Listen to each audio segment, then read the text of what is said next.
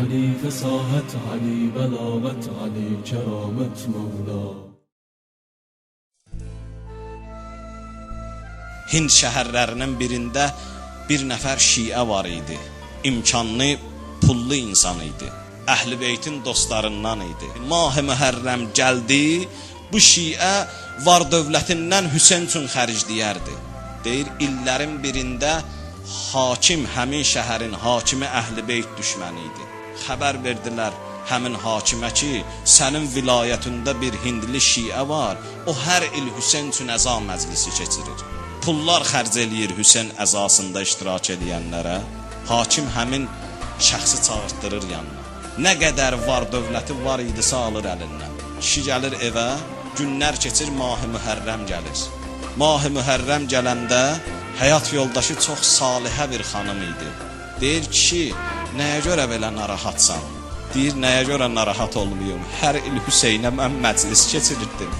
Amma bu dəfə mənim var dövlətimi aldılar əlimdən. Hüseynə məclis keçirtməyə indi əlimdə bir şeyim yoxdur. Xanım deyir ki, narahat olma, bizim aman zaman bir oğlumuz var. Oğlumuzu apar bazara qul kimi sat. Apar bazara qul kimi sat oğlumuzu. Onun pulun gətirərsən, Hüseynə məclis qurarsan. Deyir, kişi sevinir. Durur, gəlir oğlunun yanına, deyir, oğlum, mən istəyirəm səni bazarda qul kimi satam. Razısan, razı deyilsən. Deyir, atacan, niyə məni satırsan qul kimi? Deyir, Hüseynə məclis verməyə əldə pulum yoxdur. İstəyirəm sənin pulunla Hüseynə məclis verəm. Oğul deyir, atacan, sat, canım Hüseynə qurban. Ata gətirir oğlunu bazara, qoyur satdığa. Görür bir nəfər nurani, ali, cənab bir insan gəldi. Soruşur atasından ki, bu cavanla neynəmək fikrin var? Deyir, heç bunu gətirmişəm bazarda satam. Deyir, satmaq istəyirsən? Deyir, bəli. Deyir, mən də alıram. Nə qədər pulun deyir, verir, alır o oğlanı o kişidən. Deyir, pulu alır, durur, gəlir evə. Daxil olur evə, sevinə-sevinə xanımına deyir ki, xanım, xoş bizim halımıza. Bu puldan indi ağamız Hüseynə məclis verərik.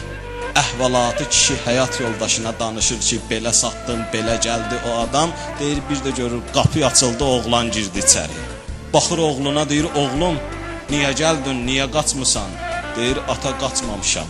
Sən məni satıb pulu alıb məndən aralananda, mən baxdım sənin ardınca, ağlamaq məni boğdu.